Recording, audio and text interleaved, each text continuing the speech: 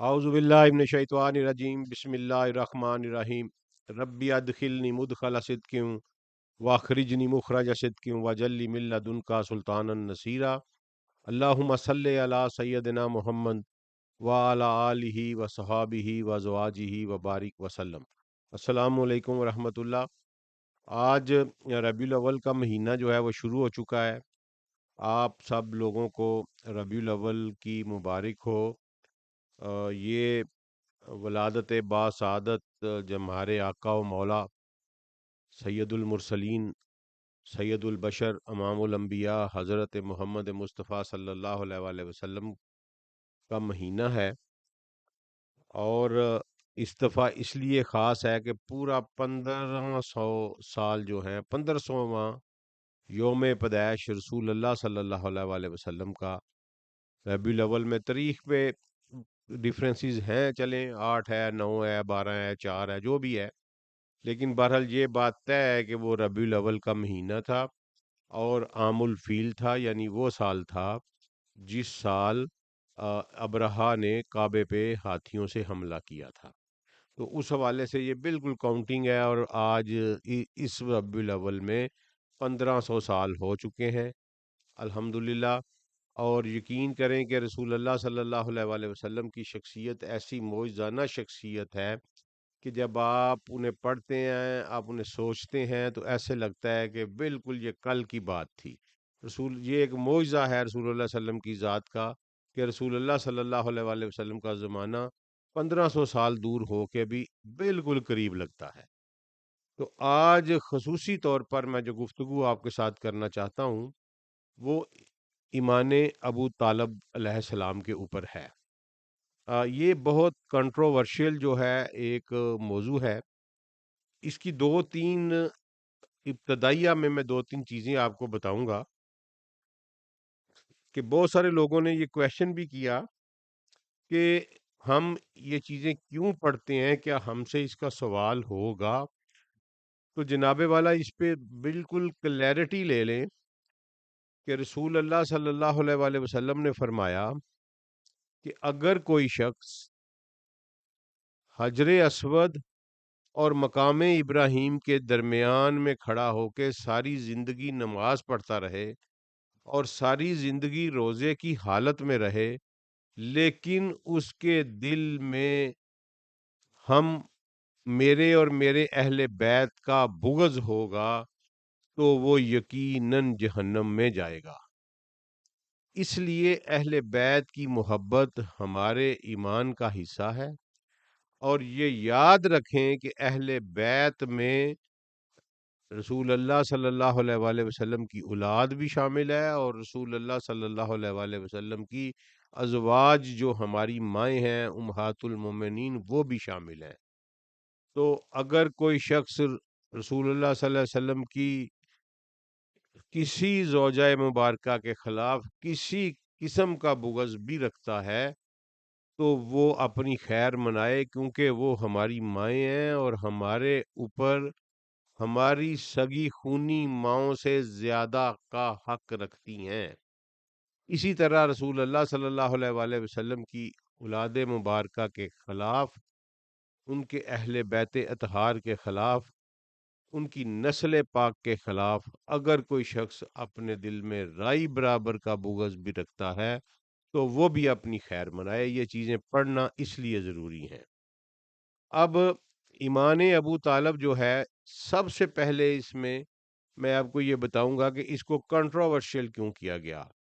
اس کو کنٹروورشل اس لیے کیا گیا، ایک بڑی سمپل سادہ سی بات ہے کہ اس کو کنٹروورشل صرف اس لیے کیا گیا کہ جب یہ کاؤنٹر ریولوشنری موومنٹ آئی اور بنو امیہ نے اقتدار پر قبضہ کیا، تو اس کے بعد چونکہ بنو امیہ کے جن لوگوں نے اقتدار پر قبضہ کیا ان کے آباء و اجداد یقیناً جہنم میں تھے، کیونکہ وہ مختلف غزوات میں سیدی رسول اللہ صلی اللہ علیہ وآلہ وسلم کے جانسار صحابہ کے ہاتھوں اور پرٹیکولرلی مولا علی علیہ السلام کے ہاتھوں واصل جہنم ہو چکے تھے، لہذا وہ 100% جہنم میں تھے۔ اور لوگوں کو ان کے، کیونکہ عرب جو ہے یہ ان کا ایک یہ ترہ امتیاز تھا کہ یہ اپنے آباء و اجداد پہ بڑا فخر اور بڑا ناز کیا کرتے تھے، تو اس حوالے سے پھر یہ لیٹ ڈاؤن ہوتے تھے۔ اسی لیے بڑی سازش کے تحت پھر مولا علی علیہ السلام کے والد اور جناب سید محمد مصطفیٰ صلی اللہ علیہ وآلہ وسلم کے والد ماجد کے خلاف اور ان کی والدہ کے خلاف یہ پراپیگنڈا کیا گیا، اور کہا گیا کہ وہ بھی مشرک تھے، استغفر اللہ استغفر اللہ، اور یہاں تک اللہ تعالیٰ معاف کرے، اللہ مجھے معاف کرے، یہاں تک کتابوں میں لکھا گیا کہ وہ جہنم میں ہے۔ حتیٰ کہ ایسی بات کوئی نہیں۔ سب سے پہلے کنٹروورشیل جو بہت بڑا ایشو ہے وہ ایمان ابو طالب کا ہے۔ انشاءاللہ مجھے اپنے اللہ کی ذات سے 100% یقین ہے کہ آج کی گفتگو سننے کے بعد جو شخص اس کو سنے گا، اگر وہ کھلے دل سے راہ ہدایت اور صراط مستقیم حاصل کرنے کے لیے اس نظریے سے اس کو سنے گا، تو اس کے دل کے تمام کویشچن جو ہیں وہ سیٹل ہو جائیں گے، اور کبھی بھی زندگی میں یہ آپ کو یہ مسئلہ دوبارہ درپیش نہیں آئے گا۔ اس لیے کہ میں نے اس کے اوپر سال ہا سال کام کیا ہے، اور اس کویشچن کو اس طرح سیٹل کیا ہے کہ جس طرح میں آج آپ کو مدلل انداز میں بات بتاؤں گا، یہ آج تک کسی فورم کے اوپر نہیں بتائی گئی۔ دوسری بات یہ ہے کہ میرے لیے یہ ایک بڑا چبھتا ہوا سوال تھا جب میری زندگی میں تبدیلی آئی۔ ہمیں بچپن میں یہ پڑھایا گیا تھا کہ ابو طالب کے بارے میں کہ انہوں نے آخری وقت میں کلمہ نہیں پڑھا تھا، اور ایک حدیث بیان کی گئی کہ جناب وہ جہنم میں جائیں گے، لیکن رسول اللہ صلی اللہ علیہ وسلم کی شفاعت کی وجہ سے جو ان کے احسانات ہیں رسول اللہ پر، ان کا صرف ٹخنوں تک جہنم میں ہوگا، اور اتنی شدید گرمی ہوگی کہ اس کی ہیٹ، اس کی حرارت سے ان کا دماغ پانی کی طرح کھولے گا۔ استغفر اللہ۔ یہ پڑھایا گیا، اور مجھے یہ بتائیں کہ یار اگر کسی بندے کو اس طرح کی بھی سزا دے دی جائے تو یہ کیا یہ وہ اس کو آپ شفاعت کہیں گے؟ کیا یہ عذاب سے محفوظ رہے گا؟ تو اس طرح کی چیزیں ہمیں پڑھائی گئیں، لیکن ایک بات کہ ہر مسلمان کے دل میں یہ کویشچن آنا چاہیے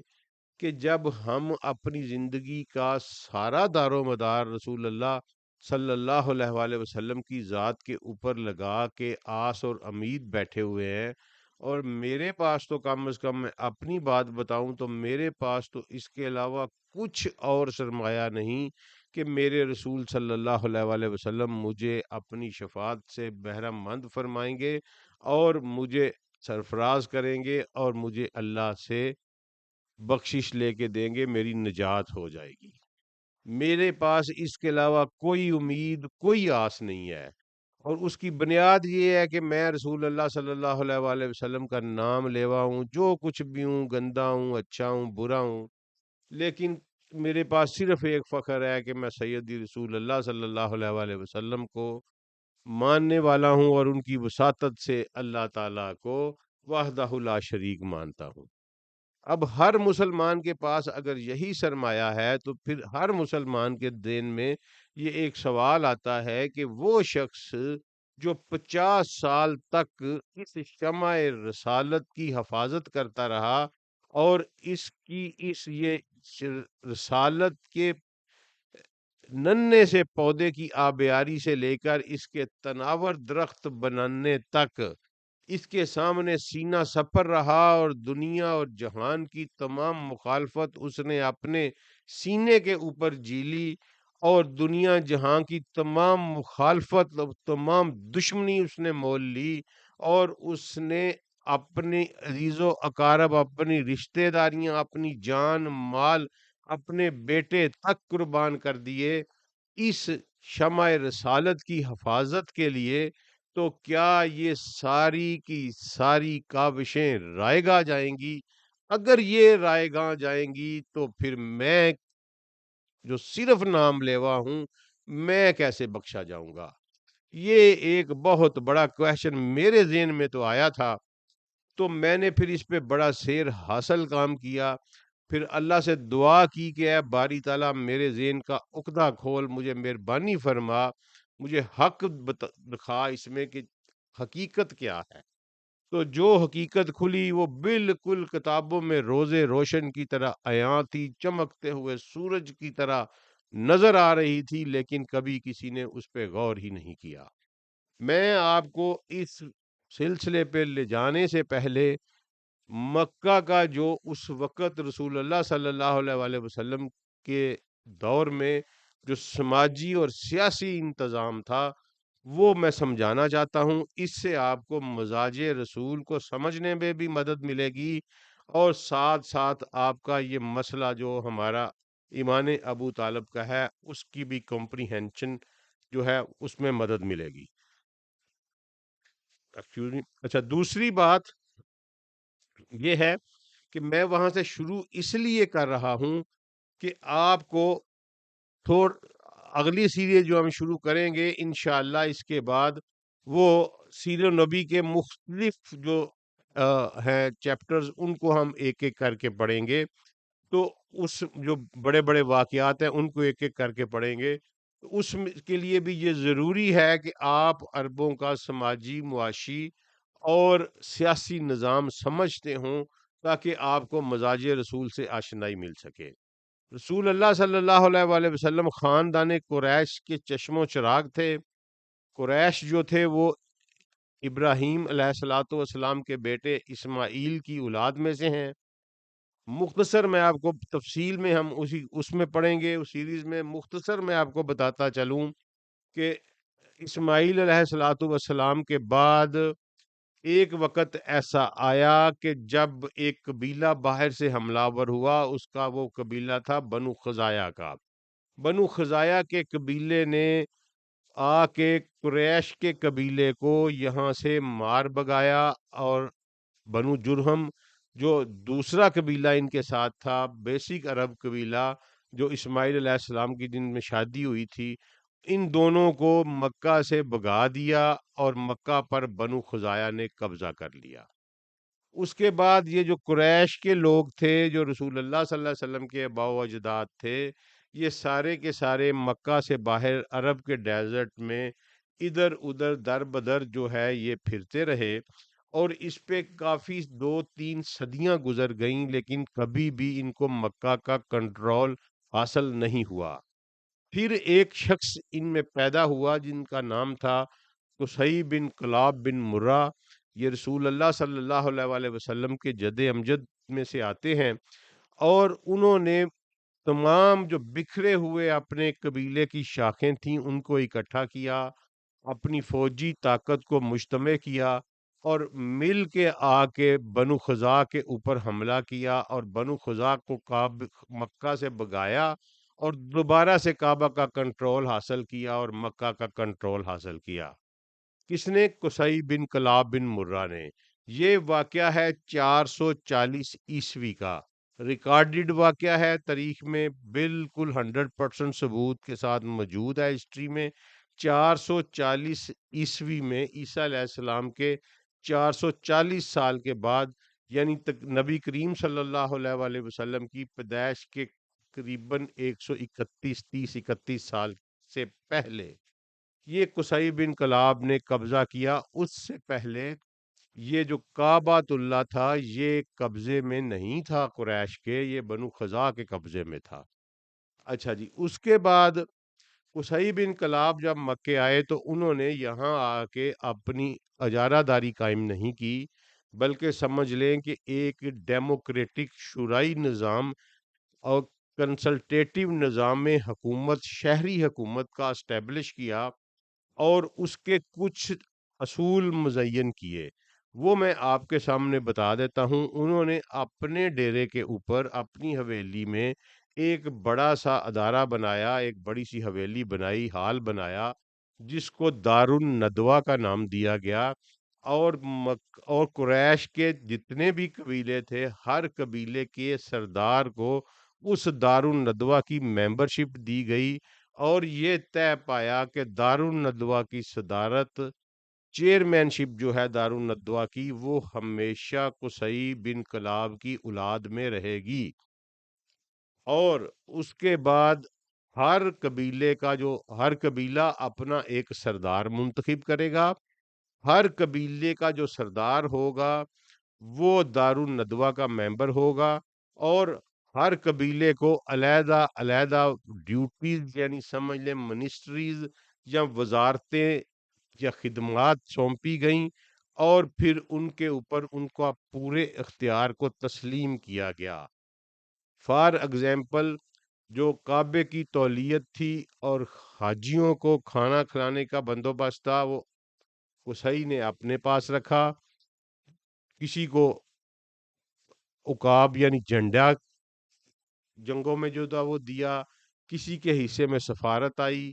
کسی کے حصے میں قصاص و دیت کے فیصلے آئے، کسی کے حصے میں قبہ یعنی ٹینٹیج کا انتظام آیا، کسی کے حصے میں پنچایت کے کو کھانا کھلانے ان کی انتظام و سلام کا آیا۔ اس طرح یہ ڈفرینٹ قسم کے اس وقت کے مطابق، ضرورت کے مطابق محکمے اسٹیبلش کیے گئے، اور ہر قبیلے کو ایک محکمے کا نگران بنایا گیا۔ یہ مسئلہ، یہ جو سسٹم تھا، اس نے جڑ پکڑی اور یہ آگے چلا۔ تو آگے چل کے قصی کے بیٹے ہوئے تین۔ قصی کے تین بیٹے تھے، ان کا نام تھا عبد مناف، عبد الدار اور عبد العزا۔ یہ تین بیٹے قصی کے ہوئے، اور ان سے پھر آگے قبیلوں کی شاخیں بنی، لیکن دارالندوہ کا سسٹم اسی طرح قائم رہا۔ قصی کے بعد دارالندوہ کے چیئرمین جو تھے وہ بنے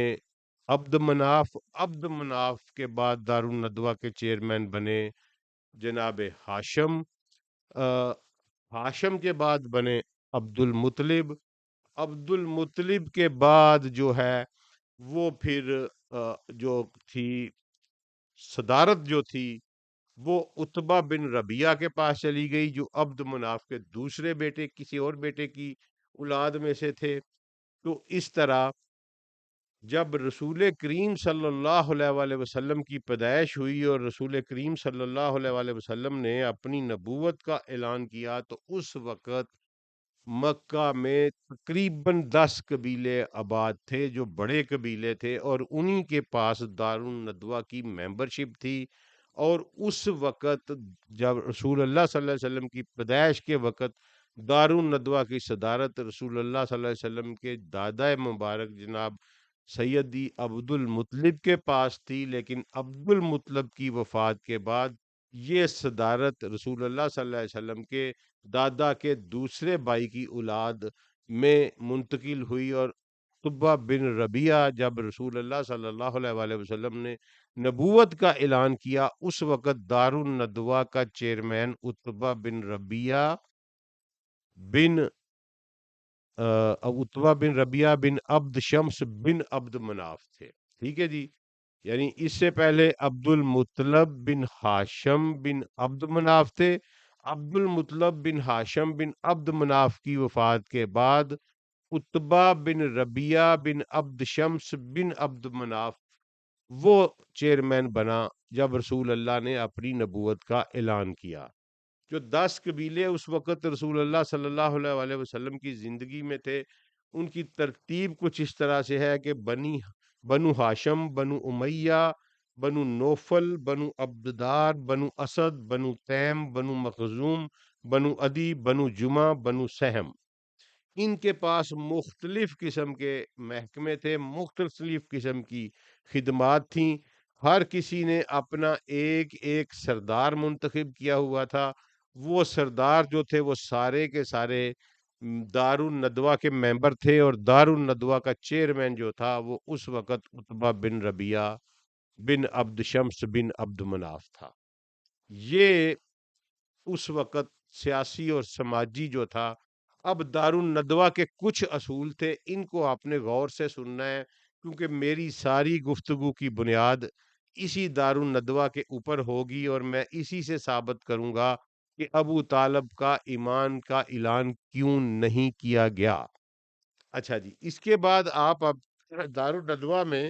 جو شرائط تھیں وہ یہ تھیں کہ دارالندوا کا ممبر صرف وہ بندہ ہو سکتا ہے جو اپنے قبیلے کا سردار ہو، قبیلہ اس کو سردار منتخب کرے۔ نمبر اس کی دوسری اہلیت یہ تھی کہ وہ آ، جو ہے وہ اجتماعی دین کے اوپر قائم رہے۔ اجتماعی دین کی ایک پوری شرط تھی، اور تیسری شرط یہ تھی کہ وہ ساؤنڈ یعنی ہیلتھ پاگل یا نیم پاگل قسم کا بندہ نہ ہو۔ یہ تین شرائط تھیں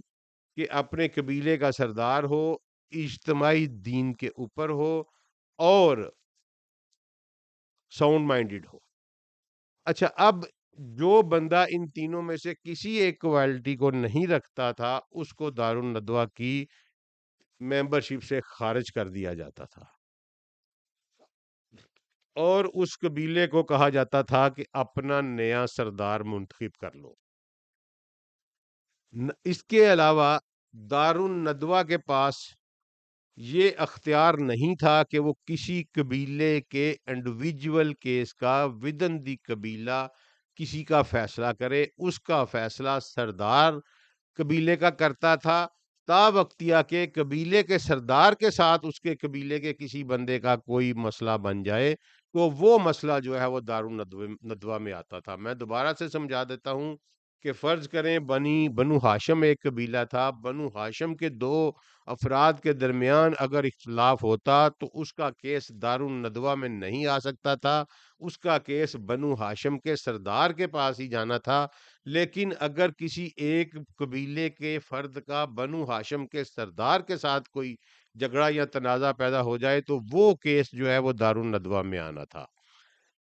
قبیلے کا جو سردار تھا اس کو دارالندوا نے یہ پاور دی ہوئی تھی کہ وہ اپنے قبیلے کے کسی بھی ایسے فرد کو جس کو وہ مناسب سمجھے کہ یہ قبیلے کی صحت اور قبیلے کے امن و عامہ کے لیے یہ شخص خطرہ ہے، اس سے قبیلے کی عزت مجروح ہو سکتی ہے یا امن و امان کا مسئلہ پیدا ہو سکتا ہے، تو وہ ایسے قبیلے کا سردار ایسے شخص کو مباح قرار دے سکتا تھا، اور مباح قرار جس کو قرار دے دیا جاتا تھا اس کا خون معاف کر دیا جاتا تھا، اور کوئی بھی شخص اگر راہ چلتے میں بغیر کوئی وجہ بتائے مباح کیے ہوئے شخص کو قتل کر دے تو قتل کرنے والے یعنی قاتل کے خلاف کسی قسم کی کوئی کارروائی روا نہیں رکھی جائے گی۔ یہ دارالندوا کا بنایا ہوا اصول تھا، اور یہ ایک بہت بڑی پاور تھی جو قبیلے کے سردار کے ہاتھوں میں دی گئی تھی، اور قبیلے کے سردار کے اس فیصلے کو کہیں بھی چیلنج نہیں کیا جا سکتا تھا، اور جس کو مباح قرار دے دیا جاتا سمجھ لیں کہ اس کے اگینسٹ ایک لائسنس ٹو کل ایشو ہو جاتا تھا، اور وہ جو مرضی شخص اس کو مار دے اس کا کوئی حساب کتاب نہیں تھا۔ یہ مکہ کے سماجی اور سیاسی اصول تھے جس وقت رسول اللہ صلی اللہ علیہ وآلہ وسلم نے اپنی نبوت کا اعلان کیا۔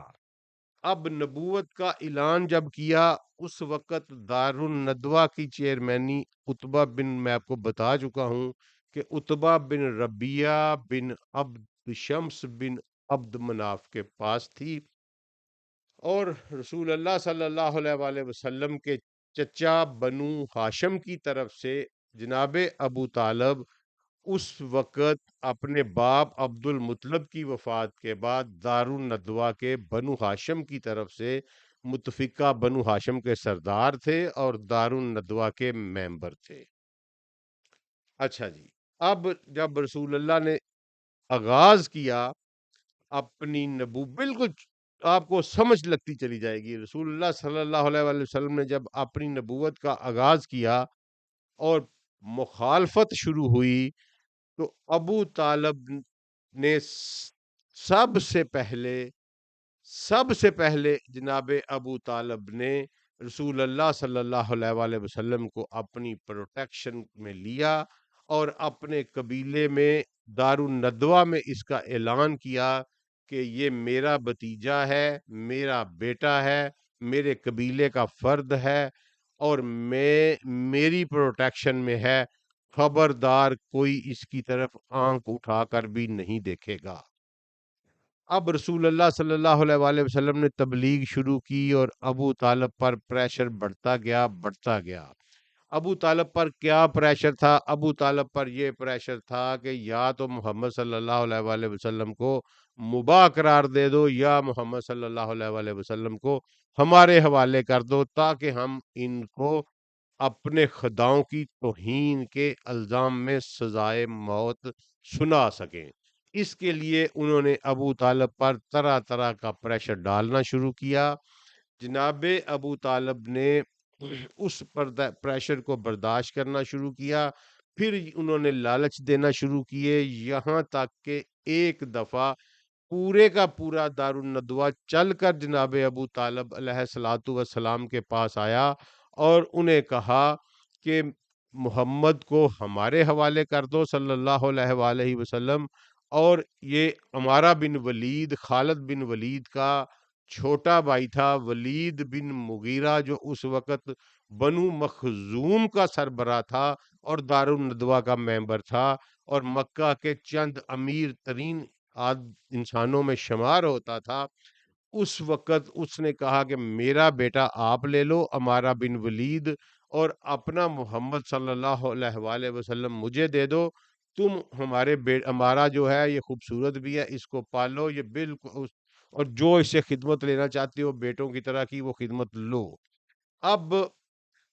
उसके जवाब में सैयदी अबू तालिब ने कहा कि अल्लाह तुम्हें गर्क करे, तुम्हें मौत आए, यानी तुम्हारी माएँ तुम्हें रोएं। क्या तुमने मुझे पागल समझा हुआ है कि तुम मेरे बेटे को ले जाकर कत्ल कर दो और मैं तुम्हारे बेटे को पालता पोसता रहूं? फिर उसके बाद उनको अबू तालिब को डराया धमकाया गया और अबू तालिब ने इस पे शायरी की हुई है बकायदा। उन शेरों का तर्जमा को मफहूम कुछ इस तरह से है कि ये हमसे मोहम्मद का मुतालबा करते हैं, काबा के रब की कसम हम इनको मोहम्मद तक पहुंचने भी नहीं देंगे, ता वक्तिया के हमारे खून की रगों में से आखिरी कतरा खून का भी जाया हो जाए। अच्छा, उसके बाद जब इस सारी चीज की बनना पड़ी, किसी किस्म का प्रेशर लेने से इनकार कर दिया जनाब अबू तालिब ने, तो इनका इन्होंने दारुन नदवा में एक फैसला लिया जो कि अपनी तर्ज का पहला यूनिक फैसला था। दारुन नदवा को कायम हुए कोई तकरीबन समझ लें कि 170-75 साल, 180 साल हो चुके थे। 180 सालों की तारीख में ये पहला फैसला था कि तमाम कबाइल ने मिलकर एक कबीले का मुआशी समाजी बाइकाट कर दिया। और उस बाइकाट के बाद शब अबी तालिब जो थी, जिसमें जो अबू तालिब की मलकियत एक खुली सी जगह थी, आज भी वो घाटी मक्का में मौजूद है। वहां पूरा बनु हाशिम का कबीला चला गया और वहां जाके तो ये पनाह गजीन हुए और इन पर मुआशी पाबंदियां, सैंक्शंस लगाई गईं और कोई तजारत इनसे ममनू करार दे दी गई, कोई रिश्ता विश्ता लेना इनसे ममनू करार दे दिया गया। और इसमें से सिर्फ इसलिए ये सारा कुछ किया गया कि अबू तालिब को प्रेशराइज किया जाए कि वो अपने कबीले के में से अपने कबीले के फर्द, अपने भतीजे मोहम्मद मुस्तफ़ा सल्लल्लाहु अलैहि वसल्लम, जो कि हमारे खुदाओं की तौहीन करते थे, कुफार का ये मुतालबा था कि जो कुफार के खुदाओं की तौहीन करते हैं उनको उनके हवाले करें या मुबाह करार दें। अब और उसमें जो एग्जेम्पशन हासिल थी वो पूरे कबीले में से सिर्फ अबू लाहब ऐसा बंदा था जो कि अपने कबीले के साथ नहीं था, और उसकी वजह ये थी कि अपने दिल में वो जो मर्जी बुग़्ज़ रखता हो, ज़ाहिरी वजह उसकी ये थी कि उसकी बीवी जो थी, वो बनु उमैया में से थी, वो अबू सुफ़ियान की सगी बहन थी और इस वजह से वो अपनी बीवी के इन्फ्लुएंस में था। वो ये जो سوشل بائیکاٹ کی مہم ہے، اس سے مبرہ تھا، باقی تمام بنو ہاشم ان ایٹراسٹیز کو فیس کر رہے تھے۔ اب اگر میرا مقدمہ یہ ہے کہ اگر ابو طالب کا کہ ایمان کا اعلان کر دیا جاتا تو اسلام جو ہے وہ اسی وقت ختم ہو جاتا، اسلام کو پنپنے کا موقع ہی نہ ملتا، اور اگر ابو طالب کے ایمان کا اعلان کر دیا جاتا تو ابو طالب اجتماعی دین سے ہٹ جاتے، اس وقت کا جو دین تھا اجتماعی دین سے ہٹ جاتے، اور ابو طالب کو دار الندوہ کی نشست سے فارغ کر دیا جاتا، اور ساتھ ساتھ انہیں اپنے قبیلے کی سرداری سے بھی فارغ کر دیا جاتا۔ اب لا آف پرائمو جینیچر چونکہ وہاں نافذ تھا، باپ، باپ کے بعد بیٹا، بیٹے کے بعد بڑا بیٹا، اس طرح اس سیکوینس میں اگر چلتے تو ابو طالب کے بعد جو سردار بننا تھا بنو ہاشم کا وہ ابو لہب تھا، اور ابو لہب چونکہ رسول اللہ صلی اللہ علیہ وآلہ وسلم کا بدترین مخالف تھا اور بنو امیہ کا داماد تھا، اس لیے یہ 100% یقینی بات تھی کہ ابو لہب سردار بنتے ہی محمد مصطفیٰ صلی اللہ علیہ وآلہ وسلم کو مباح قرار دے دیتا، اور مباح کی فیٹ میں آپ کو بتا چکا ہوں۔ اس لیے جناب ابو طالب کے ایمان کا اعلان کرنا بہت بڑی اس وقت بے وقوفی کی تھا، اور بہت بڑا سیاسی اور سماجی خطرہ تھا۔ جب تک اب اس کو میں آپ کو دلیل اور واقعے سے ثابت کرتا ہوں کہ یہ بات کس طرح ہے۔ جب تک ابو طالب زندہ رہے، یہ تاریخ اور احادیث کی کتابوں میں صریحاً یہ بات موجود ہے کہ ابو طالب کی زندگی میں کوئی بھی مکے کا کوئی شخص رسول اللہ صلی اللہ علیہ وآلہ وسلم کے ساتھ فزیکل ٹارچر نہیں کر سکا، کوئی بھی شخص میں یہ ہمت نہیں تھی کہ وہ رسول اللہ صلی اللہ علیہ وآلہ وسلم کو دامن سے پکڑ کے کھینچ بھی لے۔ زبانی بکواس کرتے تھے میرے رسول صلی اللہ علیہ وآلہ وسلم کے ساتھ، اور زبانی تانا زنی، مخالفت، سب کچھ کرتے تھے، لیکن کسی میں یہ ہمت نہیں تھی کہ وہ رسول اللہ صلی اللہ علیہ وآلہ وسلم کو آگے ٹچ کر سکے، کیونکہ ابو طالب بہت مضبوط سردار تھے، دار الندوہ کے ممبر تھے، اور انہوں نے یہ اعلان کر رکھا تھا کہ اگر میرے بھتیجے کا بال بھی بیکا ہوا تو میں یہاں کشت و خون بہا دوں گا، اور ایک سیول وار جو ہے وہ پھوٹ پڑے گی۔ اور ساتھ ساتھ یہ بھی تھا کہ مدینہ میں چونکہ عبد المطلب حضور کے دادا کے ننہال جو تھے وہ مدینہ سے تھے، یعنی ابو طالب کے ننہال جو تھے وہ مدینہ میں سے تھے، تو وہاں سے بھی انہوں نے وہاں سے بھی لکھ دیا کہ اگر کسی بندے نے میرے بھتیجے کی طرف آنکھ اٹھا کر دیکھا تو مدینہ سے بھی کمک آئے گی، یثرب سے بھی کمک آئے گی، اور ہم تمہارے خلاف باقاعدہ جنگ کا اعلان کریں گے۔ ابو طالب نے یہ اپنی دھمکی سمجھ لیں، یہ اپنا اثر، اپنا نفوذ سمجھ لیں، یہ برقرار رکھا۔ ان حالات میں اگر یہ اعلان کر دیا جاتا کہ ابو طالب مسلمان ہو گئے ہیں تو وہ دار الندوہ کے اجتماعی دین سے ہٹ جاتے، اور انہیں بنو ہاشم کی سرداری سے ہاتھ دھونے پڑتے، اور اس کے بعد جس کی باری تھی وہ ابو لہب تھا، اور پھر جو ہوتا وہ الحفیظ الامان۔ یہ اس طرح کے جب تک ابو طالب زندہ رہے کسی کی یہ جرت نہیں ہوئی۔ جب ابو طالب وصال فرما گئے اور بالکل لا آف پرائمو جینیچر کے تحت ابو لہب جو ہے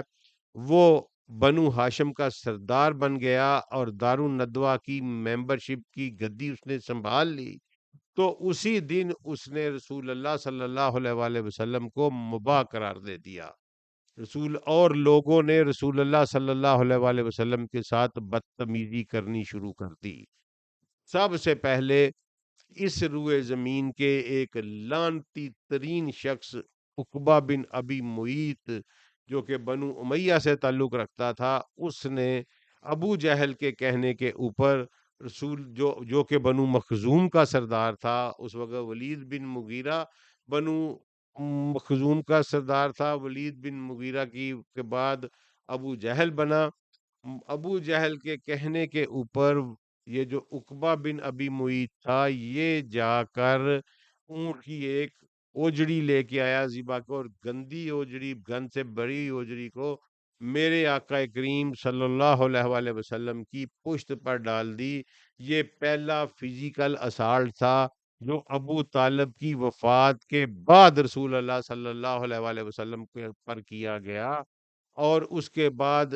اسی ذلیل انسان نے رسول اللہ صلی اللہ علیہ وآلہ وسلم کے گلے میں کپڑا ڈالا، اور کپڑا ڈال کے اس کو ایسے ایسے مروڑنا شروع کر دیا، اور رسول اللہ صلی اللہ علیہ وآلہ وسلم کا گلہ مبارک گھٹتا چلا گیا۔ اس پہ پھر ابو بکر صدیق نے مداخلت کی، اور ابو بکر صدیق کو انہوں نے بہت مارا۔ تو یہ فزیکل اسالٹ سیدنا ابو طالب کی وفات کے بعد شروع ہوئے، اور کیوں شروع ہوئے کہ بنو ہاشم کا سردار ابو لہب بن گیا تھا، اور ابو لہب نے رسول اللہ کو مباح قرار دے دیا تھا۔ انہی حالات کو دیکھتے ہوئے، خطرات کو بانپتے ہوئے، رسول اللہ صلی اللہ علیہ وآلہ وسلم فوری طور پر طائف روانہ ہو گئے، اور طائف میں جا کر رسول اللہ صلی اللہ علیہ وآلہ وسلم نے صرف یہی گزارش کی کہ مجھے پناہ دے لو اور مجھے رکھ لو، تم عرب و عجم پر حکمرانی کرو گے۔ لیکن وہاں بھی پناہ نہ ملی۔ اب جب وہ واپس تشریف لائے تو مکے کی فضا بہت خراب ہو چکی تھی۔ یاد رکھیے کہ رسول اللہ صلی اللہ علیہ وآلہ وسلم کا جو دورہ طائف تھا یہ ایک دن پہ محیط نہیں تھا، سیورل ڈیز کے اوپر تھا۔ جب آپ مکہ میں واپس تشریف لائے تو مکہ کی فضا خراب ہو چکی تھی، رسول اللہ صلی اللہ علیہ وآلہ وسلم کو اس کا اندازہ ہو چکا تھا، لہٰذا آپ مکہ شہر کے باہر تشریف فرما ہوئے، اور وہاں سے اپنے منہ بولے بیٹے جو کہ ان کا غلام تھا جناب زید بن حارثہ کو، جو ان کے ساتھ طائف کے سفر میں تھے، ان کو بھیجا اور کہا کہ سہیل بن عمر جو ایک قبیلے کا سردار تھا اسے جا کے کہو کہ وہ مجھے پناہ دے تاکہ میں مکہ میں داخل ہو سکوں۔ یعنی میرے رسول پر ایک وقت ایسا آیا کہ وہ کسی اور قبیلے، ابو طالب کی وفات کے بعد ابو طالب کی زندگی میں میرے رسول پر کوئی انگلی بھی نہیں اٹھا سکا۔ اگر ابو طالب مسلمان ہوتے، کیونکہ اس کی اگزامپلز آ چکی تھیں۔ بنو تیم کے سردار تھے جناب ابو بکر صدیق، بنو تیم کے پاس جو تھا وہ دیتوں کے حساب کا معاملہ تھا، جو کہ ابو بکر صدیق اس منسٹری کو نبھا رہے تھے۔ جب وہ مسلمان ہوئے تو ان کو ان کی نشست سے ہٹا دیا گیا، اور دوبارہ ان کے باپ کو وہ دارالندوہ کی نشست دے دی گئی۔ عمر بن خطاب کو نشست ان کے باپ نے اپنی زندگی میں دے دی تھی۔ عمر بن خطاب 6 سال کے بعد، نبوت کے 6 سال جب اسلام قبول کیا تو ان کو بنو عدی کی منسٹری، جو سفارت کی منسٹری تھی، ان سے ہٹا دیا گیا۔ تو اس طرح کی اگزامپل موجود تھیں کہ جو ہی اگر ابو طالب بھی اجتماعی دین سے کنارہ کشی اختیار کرتے اور دین الہی، دین توحید، دین محمد صلی اللہ علیہ وآلہ وسلم کا علانیہ اعلان کر دیتے کہ میں بھی مسلمان ہو چکا ہوں، تو اسی وقت وہ جاتے رہتے، اور رسول اللہ صلی اللہ علیہ وسلم کی زندگی فوری طور پر ان خطرات سے دوچار ہو جاتی ابتدائی طور پر ہی، کیونکہ اگر یہ کام پہلے دوسرے تیسرے دن ہی ہو جاتا، جب جناب اما خدیجہ نے رسول اللہ صلی اللہ علیہ وسلم کے پر ایمان کی شہادت دی، جناب علی المرتضیٰ مولا علی علیہ السلام نے دی، تو اس کے بعد اگر ابو طالب بھی دے دیتے تو اسلام کا یہ ننھا سا کھلتا ہوا پودا وہیں مسل دیا جاتا، اور اسلام کو پنپنے کی کسی قسم کی کوئی چانس نہ ملتی۔ یہ ایک قاعدہ تھا، سیاسی قاعدہ تھا. جب ابو طالب فوت ہو گئے تو میرے رسول طائف گئے، صرف اس لیے کہ کوئی انہیں پناہ دے دے. شہنشاہ کونین، اس پوری دنیا کا مالک و وارث، انسانیت کا سردار، سید البنی آدم، اس حالات میں پہنچا کہ ان کے پاس پناہ نہیں تھی، ان کے خون کو مباح قرار دے دیا گیا تھا، اور طائف سے ناکامی کے بعد وہ مکہ میں داخل نہیں ہو سکتے تھے. مبادہ یہ کہ جو ہی وہ مکہ کی حدود میں داخل ہوتے، کوئی بھی شخص ان کا اوپر دست درازی کر سکتا تھا. لہٰذا انہوں نے بھیجا سہیل بن عمر کو. سہیل بن عمر نے اس سے معذرت کر لی اور کہا کہ میں یہ وزن نہیں اٹھا سکتا. زید بن حارثہ واپس آئے اور رسول اللہ صلی اللہ علیہ وآلہ وسلم کو بتایا، تو رسول اللہ صلی اللہ علیہ وسلم نے، آپ یہ دیکھ لیں کہ کیسے کیسے دکھ میرے رسول پر آئے. رسول اللہ صلی اللہ علیہ وآلہ وسلم نے دوبارہ پھر ان کو بھیجا، اور اس وقت بھیجا انہیں، ان کا نام تھا مطعم بن عدی. ٹھیک ہے جی. یہ مطعم بن عدی بن نوفل بن عبد مناف، یہ رسول اللہ صلی اللہ علیہ وآلہ وسلم کے دادا کا دوسرے بھائی تھے. یعنی عبد مناف کے 4 بیٹے تھے. ایک کا نام مطلب تھا، ایک کا نام ہاشم تھا، ایک کا نام عبد شمس تھا، ایک کا نام نوفل تھا. نوفل کے بیٹے تھے عدی، عدی کے بیٹے تھے مطعم، مطعم کے بیٹے آگے ہوئے ہیں جبیر جو صحابی ہوئے ہیں. لیکن اس وقت وہ اسلام قبول نہیں کیا ہوا تھا، یہ فتح مکہ پہ انہوں نے اسلام قبول کیا تھا. تو مطعم بن عدی جو تھے وہ زندہ تھے، بزرگ تھے، اور اپنی اس قبیلے کی شاخ کے سردار تھے. تو اس وقت بنو نوفل جو میں نے آپ کو بتایا ہے اس کے وہ سردار تھے. تو بنو نوفل کے سردار کو، چونکہ وہ بھی بنو عبد مناف سے تعلق رکھتے تھے، رسول اللہ نے اپنی رشتہ داری کا، اپنے خون کا واسطہ دیا. وہ بندہ غیرت مند تھا. مطعم بن عدی جو تھا وہ غیرت مند بزرگ تھا. اس کے 9 بیٹے تھے. اس نے اپنے بیٹوں کو ساتھ لیا، ہتھیار سجائے، وہ باہر آیا اور رسول اللہ صلی اللہ علیہ وآلہ وسلم کو اپنی پناہ میں لیا اور سیدھا کعبے میں لے کے گیا، جہاں کے دارالندوا کے ممبرز چپالیں لگا کر بیٹھے ہوئے تھے. وہاں اعلان کیا کہ محمد صلی اللہ علیہ وآلہ وسلم آج کے بعد میری یعنی بنو نوفل کی پناہ میں ہے، کیونکہ اس وقت رسول اللہ صلی اللہ علیہ وسلم کو ابو لہب نے قبیلے سے خارج کر کے مباح قرار دے دیا ہوا تھا. اس وقت تک رسول اللہ کے صحابی بھی بہت سارے جمع ہو چکے تھے، رسول اللہ صلی اللہ علیہ وسلم کے گارڈز بھی سمجھ لیں زندگی بن گئے ہوئے تھے. اس کے باوجود رسول اللہ صلی اللہ علیہ وآلہ وسلم کسی کی پناہ حاصل کیے بغیر مکہ میں داخل نہیں ہوئے اور نہ ہی ہو سکتے تھے. اگر یہی بات پہلے دن ہو جاتی یا زندگی کی کسی سٹیج پر ہو جاتی جب کہ ابھی اتنے لوگ بھی مسلمان نہیں ہوئے تھے، رسول اللہ صلی اللہ علیہ وسلم کے جو اولین صحابی تھے وہ بھی ابھی در بدر تھے، چھوٹے چھوٹے لوگوں نے، غلاموں نے صرف اسلام قبول کیا تھا، چند مدودے کے گنتی کے لوگ تھے بڑے خاندانوں کے جنہوں نے اسلام قبول کیا تھا. اگر ابو طالب کے ایمان کا اعلان کر دیا جاتا اور یہ بتا دیا جاتا کہ ابو طالب بھی مسلمان ہو چکے ہیں، تو رسول اللہ صلی اللہ علیہ وآلہ وسلم کو مباح قرار دے دیا جاتا. ابو لہب بھی اسی وقت بنو ہاشم کا سربراہ بن جاتا. اس لیے رسول اللہ صلی اللہ علیہ وسلم نے اپنی بتائی ہوئی خدائی حکمت کے تحت اس بات کا اعلان نہیں کیا، ورنہ ابو طالب مسلمان تھے، مسلمان تھے، مسلمان تھے. اب یہ ہو ہی نہیں سکتا، کیونکہ اب میں آتا ہوں کہ میں نے آپ کو مفصل بیان کر دیا ہے، اور سہیل بن عمر اور اس کے بعد مطعم بن عدی سے اس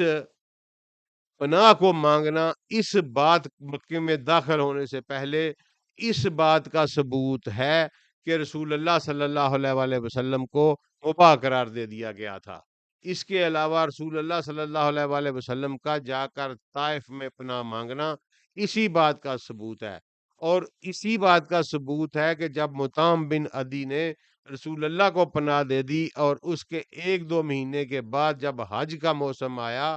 تو مختلف عرب کے قبائل حج کی غرض سے مکہ میں آئے، تو میرے رسول ایک ایک ایک ایک قبیلے کے پاس جاتے تھے اور اور کہتے تھے جا کے کہ مجھے اپنے ساتھ لے جاؤ، مجھے پناہ دے دو، تم عرب و عجم کے بادشاہ بنا دیے جاؤ گے، کوئی میرے رسول کو نہیں لے کے جاتا۔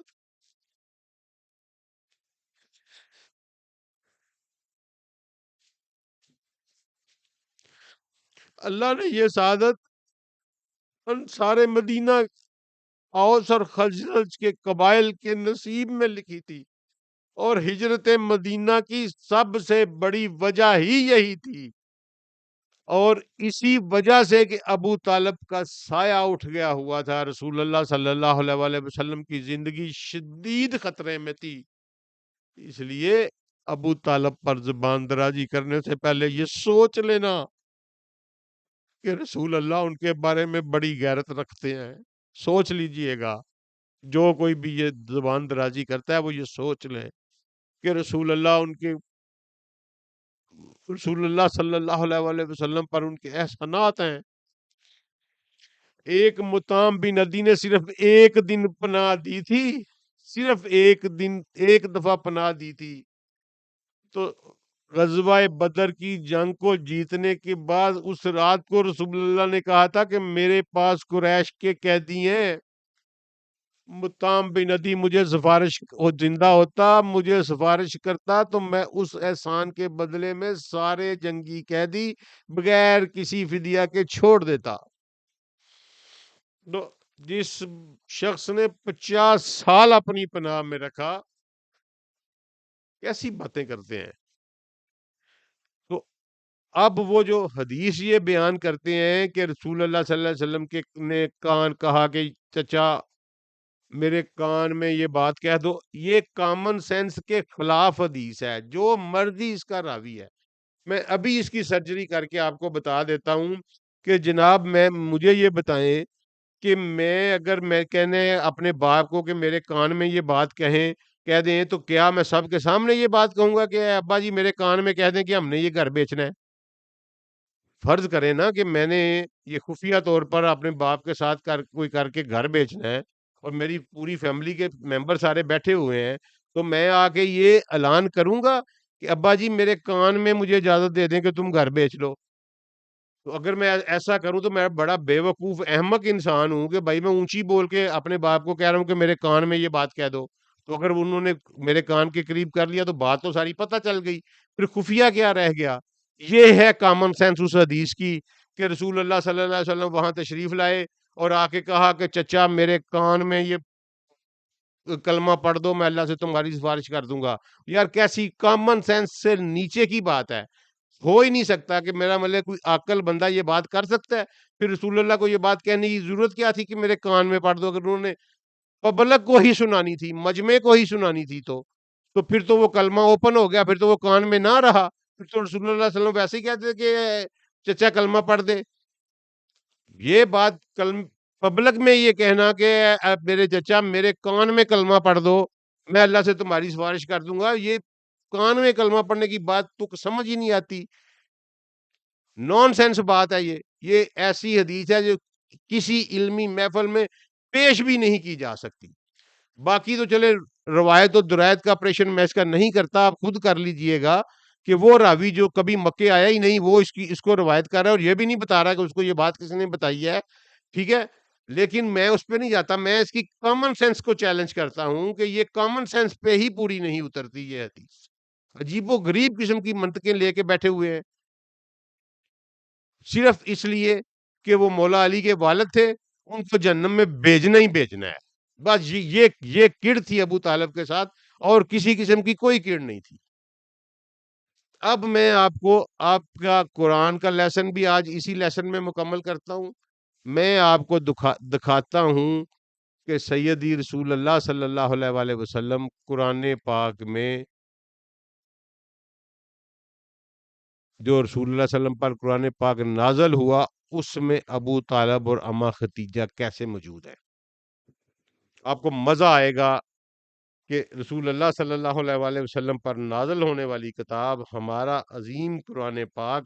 اس میں ابو طالب کا ذکر کس معنی خیز انداز میں اللہ کریم نے کیا ہے، آپ حیران رہ جائیں گے۔ اور مجھے امید ہے کہ آپ میں سے اکثر لوگ جو ہیں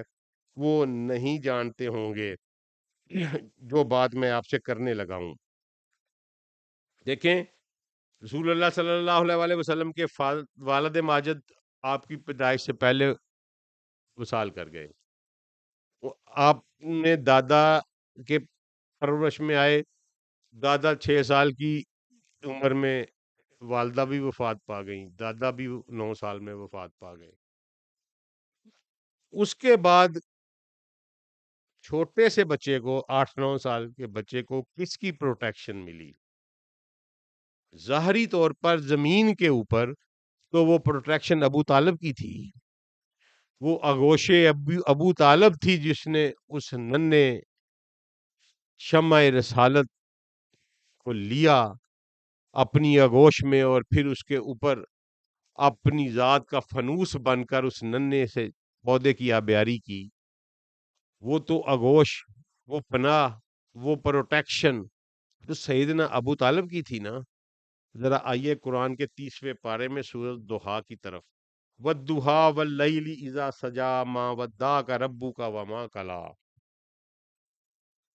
وَلَلْآخِرَةُ خَيْرٌ لَكَ مِنَ الْأُولَىٰ۔ رسول اللہ صلی اللہ علیہ وآلہ وسلم سے خطاب کرتے ہوئے اللہ تعالیٰ کہہ رہے ہیں، میں وہ دوسرے مطلب پہ نہیں جاتا جو امام راضی نے کیا ہے، میں عام مطلب امام راضی نے کیا ہے کہ تیرے چہرے کی قسم، تیری زلف کی قسم جب وہ لہرائے، مطلب یہ بھی ٹھیک ہے، میں نہیں کرتا، میں اس پہ جاتا ہوں جو آپ کی کتابوں میں رائج ہے۔ وَالضُّحَىٰ قسم ہے روز روشن کی، وَاللَّيْلِ إِذَا سَجَىٰ اور رات کی جب وہ طاری ہو جائے، مَا وَدَّعَكَ رَبُّكَ وَمَا قَلَىٰ، اے نبی صلی اللہ علیہ وسلم، آپ کے رب نے نہ آپ کو چھوڑا ہے اور نہ آپ سے ناراض ہوا ہے۔ پھر سنیے، وَالضُّحَىٰ روشن دن کی قسم، وَاللَّيْلِ إِذَا سَجَىٰ رات کی قسم جب وہ چھا جائے، مَا وَدَّعَكَ رَبُّكَ وَمَا قَلَىٰ آپ کے رب نے نہ آپ کو چھوڑا نہ آپ سے ناراض ہوا۔ امام راضی کا ترجمہ ہے، وَالضُّحَىٰ تیرے چہرے کی قسم، وَاللَّيْلِ تیری زلف کی قسم، اذا سجا جب وہ لہرائے، مَا وَدَّعَكَ رَبُّكَ وَمَا قَلَىٰ تیرا رب نہ تجھ سے علیحدہ ہوا نہ تجھ سے ناراض ہوا۔ وَلَلْآخِرَاتِ خَيْرٌ لَكَ مِنَ الْأُولَىٰ وَلَلْآخِرَاتُ خَيْرٌ لَكَ مِنَ الْأُولَىٰ اور یقیناً آپ کے آنے والے دن آپ کے گزرے ہوئے دنوں سے بہتر ہیں۔ یقیناً آپ کے آنے والے دن آپ کے گزرے ہوئے دنوں سے بہتر ہیں۔ وَلَسَوْفَ يُعْطِيكَ رَبُّكَ فَتَرْضَىٰ ہم تمہیں اتنا دیں گے کہ آپ راضی ہو جائیں گے۔ وَلَسَوْفَ يُعْطِيكَ ہم آپ کو اتنا دیں گے، آپ کا رب اتنا آپ کو دے گا۔ وَلَسَوْفَ يُعْطِيكَ رَبُّكَ آپ کا رب آپ کو اتنا دے گا، فَتَرْضَىٰ کہ آپ راضی ہو جائیں گے۔ امام زین العابدین کہتے ہیں کہ ہم اہل بیت کی نظر میں قرآن کی سب سے بڑی آیت یہی آیت تھی، اور جب کبھی ہماری خاندانوں میں یہ آیت پڑھی جاتی تو ہم مٹھائیاں بانٹتے اور خوشیاں کرتے۔ لوگوں نے پوچھا کہ امام اس کا وجہ کیا تھی؟ فرمایا کہ ہمیں پتہ ہے کہ ہمارے جد امجد محمد مصطفیٰ صلی اللہ علیہ وآلہ وسلم اپنی پوری امت کی بخشش کے علاوہ کبھی راضی ہو ہی نہیں سکتے، اس لیے یہاں رب نے یہ گارنٹی دے دی ہے، وَلَا سَوْفَ يُعْطِيكَ رَبُّكَ فَتَرْضَىٰ ہم آپ کو اس وقت تک دیں گے جب تک کہ آپ راضی نہیں ہو جائیں گے۔ تو اللہ کے رسول میرے آقا میری بخشش سے پہلے اللہ سے راضی نہیں ہوں گے انشاءاللہ، اس وقت تک راضی نہیں ہوں گے، اور ان کی خواہش پوری نہیں۔ راضی کرنے کا مطلب ہے کہ ایک دینے والا ہو نا، راضی کر کے اس کی خواہش کو پوری کر دینا۔ تو میرے رسول کی خواہش اس وقت تک پوری نہیں ہوگی جب تک ان کے تمام امتی جنت میں نہ چلے جائیں اور اللہ سے چھڑا نہ لیے جائیں۔ والا سوف یوتی کا ربو کا فترزا آپ کا رب آپ کو اتنا دے گا کہ آپ راضی ہو جائیں گے۔ آگے سنیے گا ذرا، عالم یا جد کا یتیمن فآوا کیا کیا ہم نے آپ کو یتیم پا کر اپنی آغوش نہیں بخشی، اپنی پروٹیکشن نہیں بخشی؟ فآوا، آوا کا مطلب ہے ایسی پروٹیکشن جو ہر طرف سے اس چیز کو ڈانپ لے. ٹھیک ہے جی، ایسی پروٹیکشن جو ہر طرف، ایسا کور، ایسی حفاظتی، ایسا بند جو ہر طرف سے اس چیز کو سنبھال لے،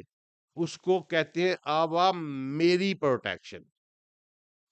آوا کا مطلب ہے میری پروٹیکشن، اپنی پروٹیکشن میں لے لینا، اپنی پروٹیکشن میں لے لینا. تو اللہ یہاں کہہ رہے ہیں عالم یا جد کا یتیمن فآوا، ہم نے آپ کو یتیم پا کر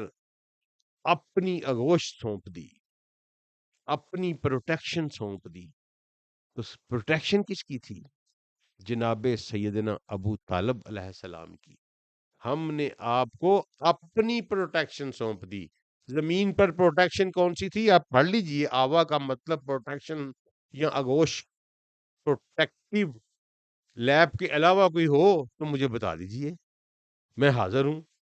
اللہ نے کہا میں نے تمہیں، اے میرے محبوب، میں نے آپ کو جب یتیم پایا تو میں نے آپ کو اپنی پروٹیکشن عطا کی. اور ظاہری طور پر وہ پروٹیکشن کیا تھی؟ ابو طالب کی پروٹیکشن. ابو طالب کی پروٹیکشن کو اللہ نے اپنی پروٹیکشن قرار دیا. اگلی آیت سنیے گا. وَوَجَدَكَ ضَالًا فَہَدَىٰ. اور یہاں کچھ لوگوں نے بڑا غلط ترجمہ کیا ہے.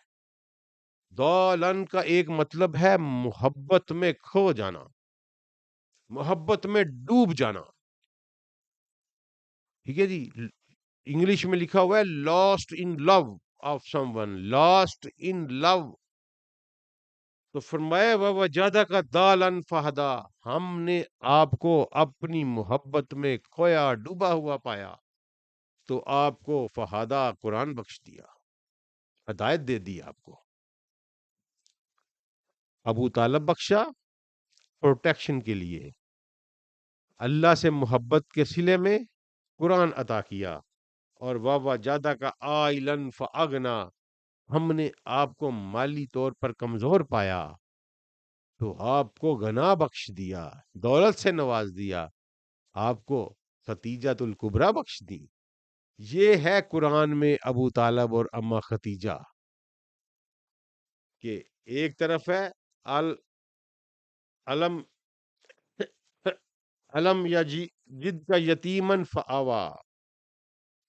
عالم یا جد کا یتیمن فآوا، ہم نے آپ کو یتیم پایا تو اپنی پروٹیکشن یعنی ابو طالب بخش دیا. اور جب کہا وَوَجَدَكَ عَائِلًا فَأَغْنَىٰ، ہم نے آپ کو مالی طور پر کمزور پایا تو فَأَغْنَىٰ، آپ کو غنا، دولت بخش دی، خدیجۃ الکبریٰ بخش دی. خدیجۃ الکبریٰ کی دولت پھر اسلام کے ایسے کام آئی کہ جس کی کوئی نظیر نہیں ملتی. فَأَمَّا الْيَتِيمَ فَلَا تَقْهَرْ، لہذا یتیم کو کہیر کی نظر سے آپ نے کبھی نہیں دیکھنا، کہیر کی نظر سے کبھی نہیں دیکھنا. وَأَمَّا السَّائِلَ فَلَا تَنْهَرْ، اور آپ نے کبھی سائل کو جھڑکی نہیں دینی. وَأَمَّا بِنِعْمَتِ رَبِّكَ فَحَدِّثْ، اور آپ کے رب نے آپ کے اوپر جو نعمتیں کی ہیں لوگوں کو بیان کریں، بتائیں لوگوں کو کہ آپ کو اللہ نے ابو طالب کی آغوش بھی ہے اور ابو طالب کی آغوش کو اپنی پروٹیکشن قرار دیا ہے. آپ کو اللہ تعالیٰ نے آپ کی اللہ سے محبت کو دیکھتے ہوئے اللہ نے آپ کو فہدا، ہدا بخشا ہے، ہدایت بخشی ہے، قرآن بخشا ہے. اور آپ کے مالی حالات کی مشکلات کی وجہ سے اللہ نے آپ کو خدیجۃ الکبریٰ جیسی غنی اور دولت مند زوجہ محترمہ عطا کی ہیں. لاکھوں کروڑوں درود و سلام میرے رسول کے چچا اور میرے رسول کی زوجہ میری ماں جناب خدیجۃ الکبریٰ اور جناب سیدنا ابو طالب کے اوپر. اللہ تعالی ہمیں روز محشر کے دن ہمارا حشر سیدی رسول اللہ صلی اللہ علیہ وآلہ وسلم، اما خدیجہ، جناب ابو طالب، جناب مولا علی، حسن، حسین اور سیدات الکائنات کے ساتھ کرے. اے اللہ مجھے میرے سننے والوں کو ہمیں اپنی ماؤں کو سلام کرنے کا موقع دینا۔ یا رسول اللہ، ہمیں یہ کہنے کا موقع دینا کہ یا رسول اللہ، ہم آپ کے غلام تھے، ہم نے آپ کے چچا کا دفاع کیا۔ انشاءاللہ انشاءاللہ یہی گفتگو مجھے قوی یقین ہے میری بخشش کا ذریعہ بنے گی۔ ابو طالب، دوبارہ میں اپنا نچوڑ پیش کر دیتا ہوں کہ اگر ابو طالب کے ایمان کا اعلان کر دیا جاتا تو اسلام سرے سے ختم ہو جاتا۔ ایسا احمقانہ فیصلہ آپ رسول اللہ صلی اللہ علیہ وآلہ وسلم سے کبھی توقع کر ہی نہیں سکتے۔ اللہ کی معیشت عزتی یہ تھی کہ اللہ نے ابو بکر کی آگوش کو اپنی آگوش کہہ کر رسول اللہ کو پروٹیکشن دی تھی۔ یہ منشا تھا، یہ قرآن میں اللہ نے اس کا ذکر کر دیا۔ عالم یجد کا یتیمن فآوا، ہم نے آپ کو یتیم پایا تو اپنی پروٹیکشن عطا کر دی۔ زمینی طور پر، ظاہری طور پر وہ ابو طالب کی پروٹیکشن تھی۔ السلام علیکم ورحمۃ اللہ وبرکاتہ۔